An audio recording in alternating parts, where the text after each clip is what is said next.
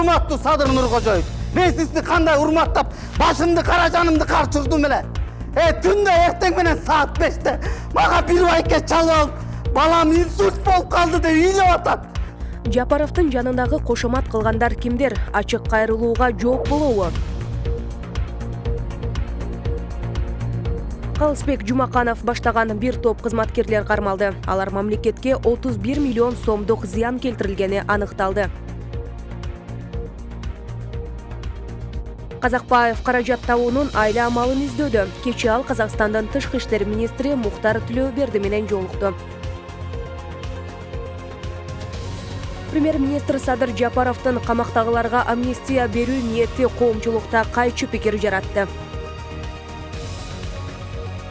Ош облусунда жол кырсыгы былтыркы жылга салыштырмалуу аз катталган, бирок өлүмгө дуушар болгондордун саны өскөн.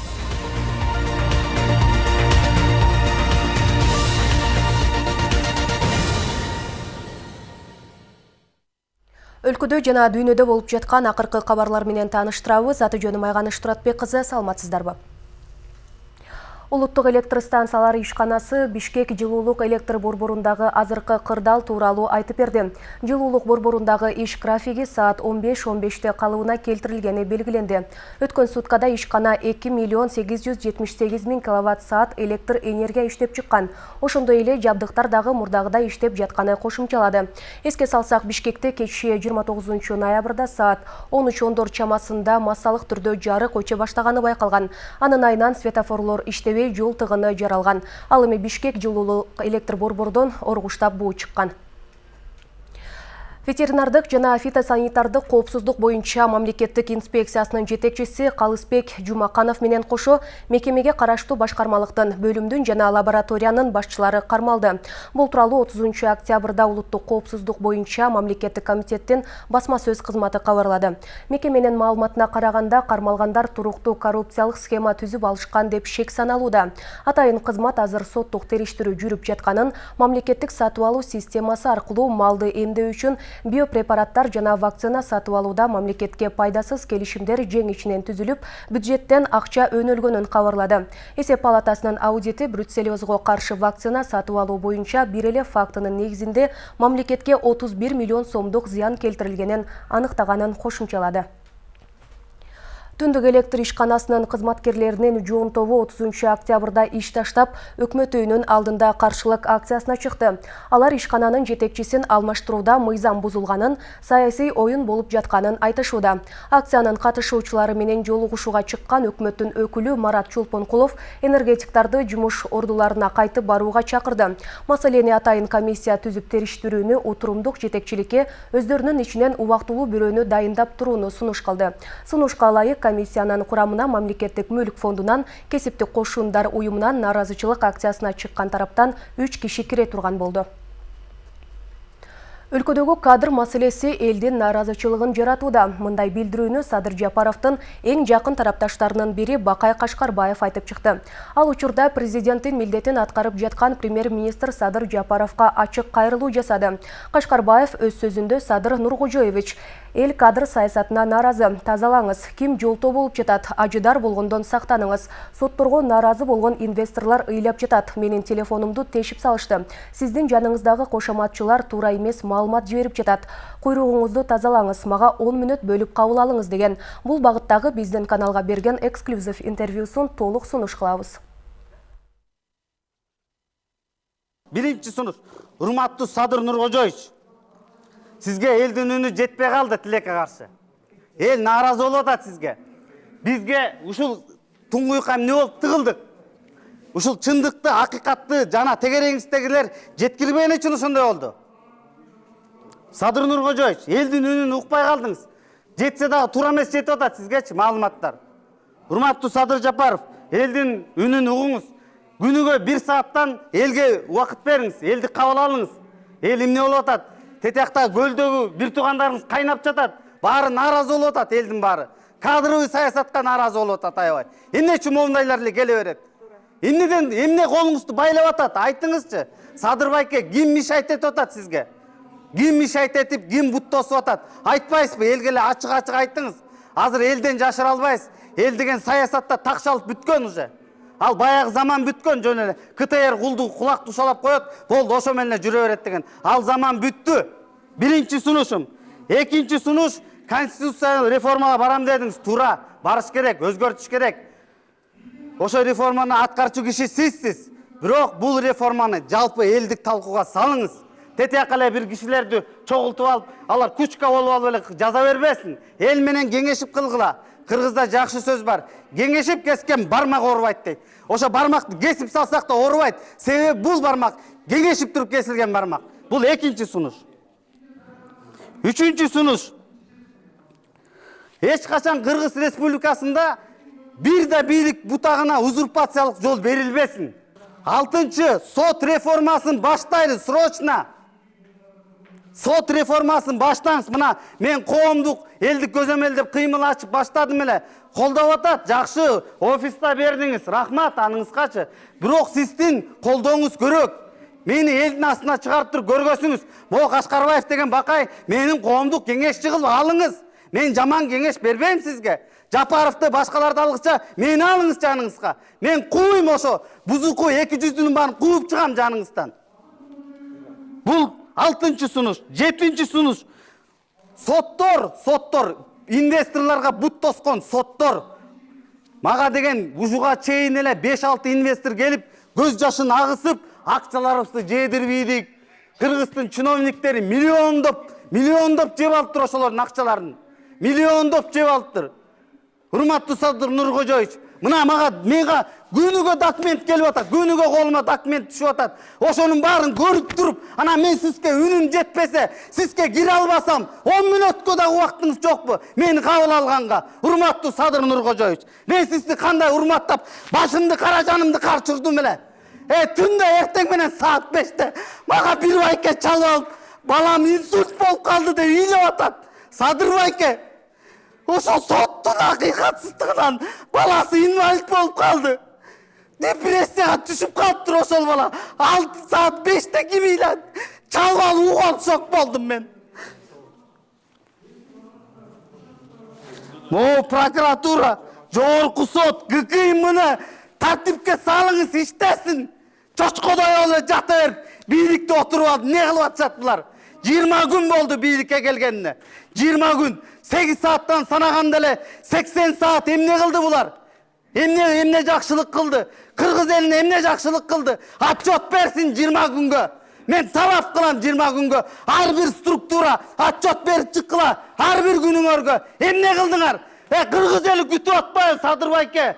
Эмне кабинетке кирип алып эле дайыныңар жок, эч атка чыгып алып эле. Же кире албайбыз, же үнүбүз жетпейт сизге. Бул менин 9-10 калыстык, эң биринчи калыстык орноттуңуз. Сиз калыстык орнотсоңуз, анан сиздин тегерегинде бүт элдин баары биригет. Бабанов да биригет, Текебаев да биригет, куруучу да биригет, строитель да биригет, таксист да келет, сизге баары келет. Эң биринчи калыстык орноттуңуз. Эч кимден коркпоңуз, артыңызда Кыргыз эли турат. Садыр жапа, Садыр байке, толук, глубокий реформага барабыз. Барыш керек. Тез, чоң кадамдар менен. Мондай жөжүргөн кадамдар болбойт бизге. Биз чоң кадамдарды реформа кылам, оңдойм деген киши бир жумада, бир айда, сиз айткансыз 2 айда мен результат көргөсөм деп кетип калды убактыңыз. Бүт эле сүйлөшүүлөрдө эле жүрөсүз. Ал тетиги депутаттардан эмне коркосуз? Эл турбайбы? Сизге ачык айтыңызчы. Бирөө кысым көргөзүп же коркутуп атабы? Же ички же тышкы душмандар коркутуп атабы? Кыргыз эли туруп берет сиз үчүн. Өлүп да берет. Бизге эч ким кол сала албайт. Азыр сиздин 6 миллион армияңыз бар. Ошол армияңыз четинен чачырап атат, таарынып атат. Мындайды күткөн эмессиз Садыр деп. Мен телефонумду тешип салды. Ар ким чала берип, мен телефонумду тешип салды. Элдин баары тааныйт мени. Садырдын эң жакын кишиси, Садырдын жанында жүрөт деп ойлоп атышат. Мен сизди көрө элекмин, канча күн болуп кетти көрбөгөнүмө. Ошол сиздин жаныңызда кошоматчылар бүт туура эмес маалыматты жеткирип атат сизге. Калктын баарын уруп атышат. Баары жакшы, баары андай, мындай. Туура мен түшүнөм, жумушуңуз көп, убактыңыз болбой атат. Бирок куругуңузду тазалаңыз.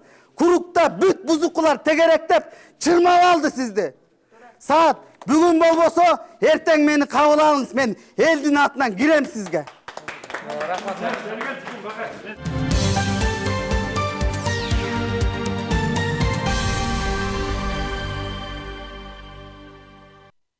Кыргызстандын тышкы иштер министри Руслан Казакбаев Казакстандын тышкы иштер министри Мухтар Тилөөберди менен жолугушуу өткөрдү. Анда Руслан Казакбаев Кыргызстандагы саясий абал турукташканын айтып, өлкө эл аралык милдеттенмелерин аткарууга толук даяр экенине ишендирди. Ошондой эле жаңы өкмөт чет өлкөлүк, анын ичинде казакстандык инвесторлордун укугун коргоо боюнча бардык аракетин жумушай турганын айтты. Министрлер саясий, соода-экономикалык, маданий, гуманитардык, миграциялык кызматташтыкты да талкуулашты. Руслан Казакбаев Казак тараптан Кыргызстанга кайтарымсыз негизде дары-дармек, жеке коргонуучу каражаттарын жеткирүүнү өтүндү. Мындан тышкары финансылык, техникалык жактан да жардам көрсөтүүнү суранганы кабарланды. Мурдагы эмгек жана социалдык өнүктүрүү министри Улукбек Кочкоров кызматын тапшырганы жөнүндө кабарсыз болгонун билдирди. 29 октябрда Кочкоров Фейсбуктагы баракчасына видео кайрылуу таратып, акыркы кырдаал боюнча пикири менен бөлүшкөн. Кочкоровдун өз каалоосу менен кызматтан кеткени ушул апта башында жарыяланган. Анын ордуна Кочкоров менен кошо вице-премьер-министрлик кызматка тапшырганы айтылган Аида Исмаилова көрсөтүлүп, бирок парламент аны колдогон жок. Ал өлкөдөгү айлык акы, жөлөк пулдарды көбөйтүү боюнча программа иштеп чыкканы менен мурдагы жана жаңы келген бийлик көңүл бурбаганын кошумчалаган. Акыркы 2 күндө социалдык жилелерде менин кызматтан кеткендигим жөнүндө ар кандай божомолдор айтылып келет. Ошондон улам сиздерге маалымат берип коюуну туура көрдүм. Өзүмдүн өз каалоом менен, өз арызым менен жумуштан кеткендигим жөнүндө сиздер сыяктуу эле мен дагы интернеттен билдим. Бирок бул трагедия эмес. Мени өкүндүргөнү, ойлондурганы Кыргызстандын бүгүнкү абалы. Тилекке каршы Кыргызстан бүгүн чоң коркунучта. Саясатта болобу, экономикада болобу, калктын жашоо деңгээлинде болобу, Кыргызстан бүгүн бир чоң туңгуюкка келди десем болот. Муну пандемия дагы курчутуп, абалды оорулатып жатат. Премьер-министр Садыр Жапаровдун камактагыларга амнистия берүү ниети коомчулукта кайчы пикир жаратты. Көпчүлүк аны туура көргөнү менен айрым жарандарда кылмышкерлер боштондукка чыгабы деген кооптонуулар да бар. Бул боюнча кабарчыбыз сурамжылоо жүргүзгөн. Эске салсак, президенттин милдетин аткаруучу Садыр Жапаров абакта отургандарга мунапыс жарыялоо ниети бар экенин айткан. Бул маселе адам укуктарына жана эркиндиктерине урмат көрсөтүү менен гуманизм жана боорукердик принциптерин ишке ашыруу максатында каралат. Саясаттануучулардын пикиринде андан кооптонуунун кажети жок. Эми амнистия боюнча мен 2012-жылы акыйкатчыга талапкерлигим койгондо ошо түрмөдө жаткан системаны изилдегем да. Биздин түрмө бир 12 миңди же 15 миң адамды камап турганга мүмкүнчүлүгү бар экен. Азыр 35 миңден ашык киши жатат да. Анан азыркы анын айтканы түрмөдөн чыгып келип, түрмөдө жаткан балдарды чыгарам деген кичине кооптураак угулат. А бирок мындай талаа укугун алып келсе, ал адекваттуу эле жакшы нерсе. Мен ал жагын колдойм аябай. Саясатталуучу Сабыр Мукамбетовдун айтымында тоок урдагандар жылдап жазы төп. Миллиарддарды урдагандар ошол акчанын болбогон бөлүгүн төлөп коюп эркиндикте жүргөндөр бар. Күнөөсү жок жаткандар чындыгында эле көп. Анан мен анысын туура көрдүм. Амнистия бериш керек. Адамдар баягы айыпсыз бир штраф менен кутула турган бир какой-то бир 2000 сомдук телефон үчүн бир 4 жыл, 5 жыл, 8 жыл кесип кеткендер болуп атат.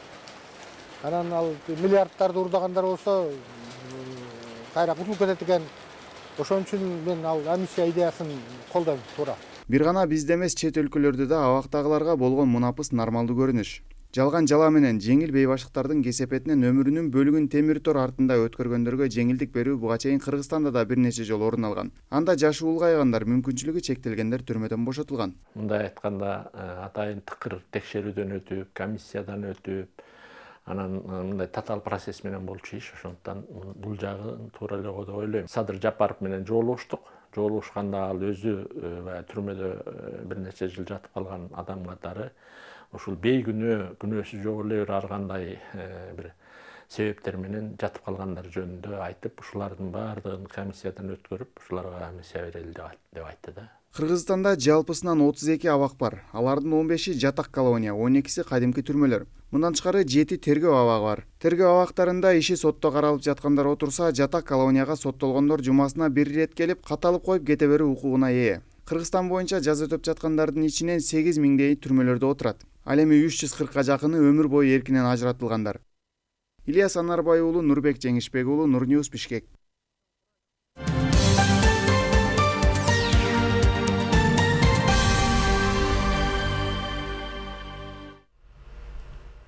Кезек шетелдик кабарларда Францияда Ницца жана Авиньондогу кол салуудан соң террордук коркунучтун жогорку деңгээли жарыяланды. Бул тууралуу француз премьер-министри билдирди.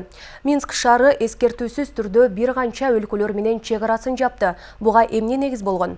Бүгүн 30-октябрда Тажикстандын президенти Эмомали Рахмондун инаугурациясы өттү. Жеңилбес чемпион Хабиб Нурмагомедовдун атасы үчүн кайра биттишке чыгышы мүмкүн экени айтылды. Толугураак кийинки материалда.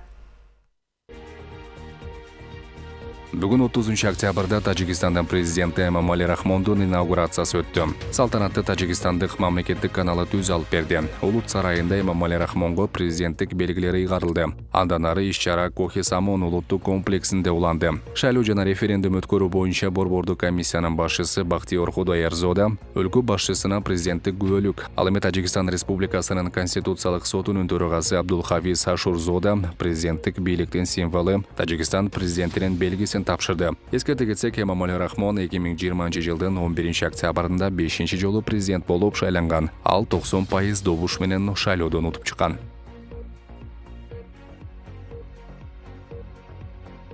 Францияда Ницца жана Авиньондогу кол салуудан соң террордук коркунучтун жогорку деңгээли жарыяланды. Бул тууралуу француз премьер-министри Жан Кастекс кабарлаганын Борбор Азия жаңылыктар кызматы жазды. Өлкөдөгү коопсуздукту камсыз кылуу үчүн полиция жана армия мобилизацияланды. Бүгүн Франциянын коргоо боюнча кеңешинин жыйыны өттү. Кастекс акыркы окуяларды Франция коркок, варвардык кол салуу менен бетме-бет келди деп сыпаттады. Кечээ Ниццада бычак менен куралданган адам чиркөөдөгү адамдарга кол салып, 3 адам каза болуп, бир нече адам жаракат алган. Бул кылмыш теракт катары териштириле баштады жана шаардагы бардык чиркөөлөр жабылды. Кандуу окуядан соң өлкө президенти Эммануэль Макрон Ниццага келди. Ал 7000ге жакын аскер коопсуздукту сактоого тартылганын кабарлады.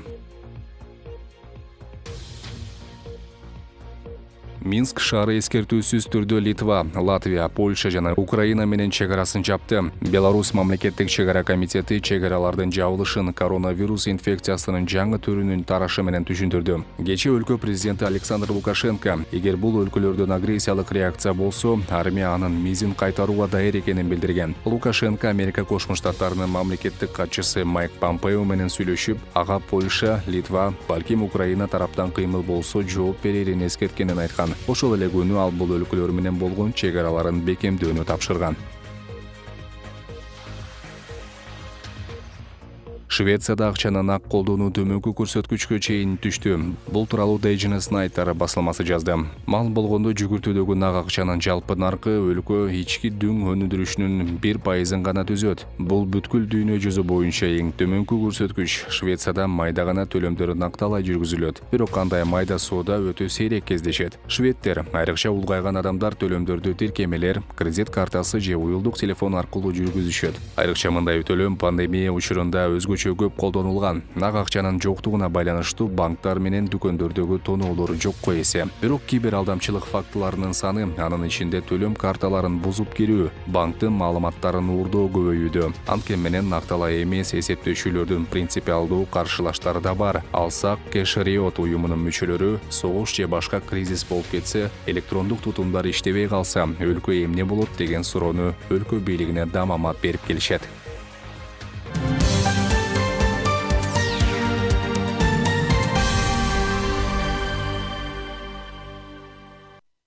Эрлан Доудурбеков ЛТР мамлекеттик теле берүү компаниясынын башкы директору болуп дайындалды. Тийиштүү буйрукка премьер-министр Садыр Жапаров кол койду. Эрлан Доудурбеков буга чейин аталган компаниянын башкы режиссеру кызматын аркалап келген. Премьер-министр Жапаровдун буйругу менен ЛТРдин башкы директору Шайста Шатманова кызматынан алынган. Ал бул кызматты 11 күн аркалады. Кара Суу районунун Карман айылында жол кырсыгы катталды. Анда кызыл түстөгү Дэу Матиз үлгүсүндөгү автоунаа жана ак түстөгү Матиз унаалары карама-каршы багытта баратып кагылышууга дуушар болгон. Буга себеп катары унаалардын бири карама-каршы жолго чыккандыгынан улам кырсыкка учураган. Анын кесепетинен 3 адам оор жаракат алды. Учурда тергөө иштери жүргүзүлүүдө.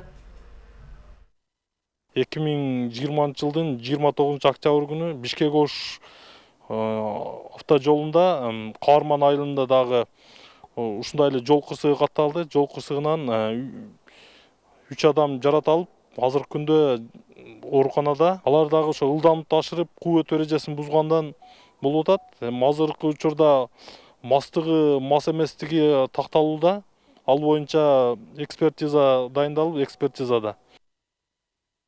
Ош облусунда жол кырсыгы былтыркыга жылга салыштырмалуу аз катталган, бирок өлүмгө дуушар болгондордун саны өскөн. Кырсыкка кабылгандардын көпчүлүгү жаш өспүрүмдөр арасында болуп жатканын айтышат. Буга байланыштуу Ош облусунда кырсыкты алдын алуу жана пандемияга байланыштуу түшүндүрүү иштери жүргүзүлдү.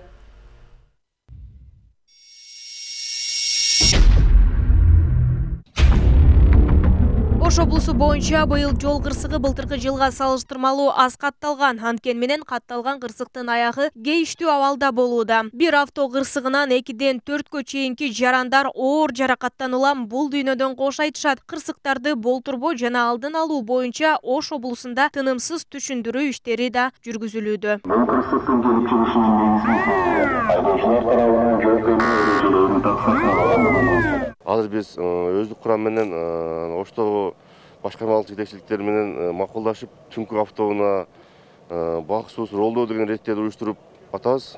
Ал рейдтерди уюштуруусуна карабастан дагы түнү айдоочулардын жол эрежесин так сактагандыктан келип чыгып атат да бул нерсечи. Даже 96% деп эсептейбиз да. Жол кырсыгынын келип чыгышы айдоочулардын жол эрежесин так сактагандыктан болуп кетет. Анын үстүнөн адам өмүрүн алып кеткен жол кырсыктары көбүрөөк катталып, бүгүнкү күндө түшүндүрүү иштерин жүргүзүп атабыз.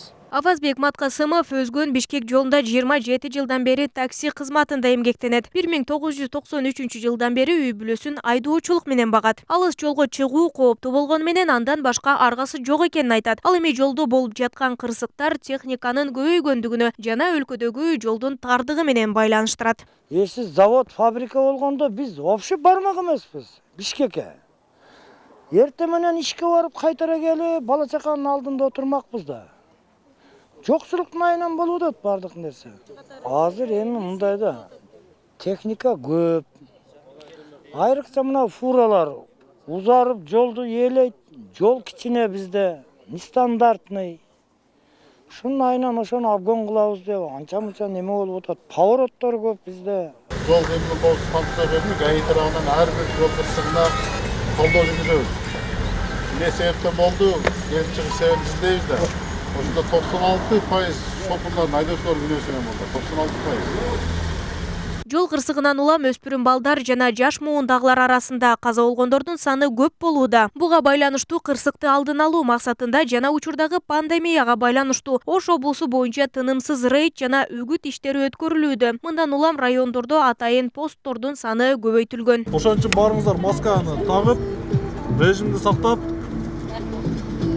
анан айдоочу сизге айтып кете турган нерсе Ушул посттордон дагы ар бир айдоочу жүргүнчүлөр менен жол эрежесин так сактоо, санитардык эреже сактоо боюнча жеке түшүндүрүү иштери жүргүзүлүп жатат.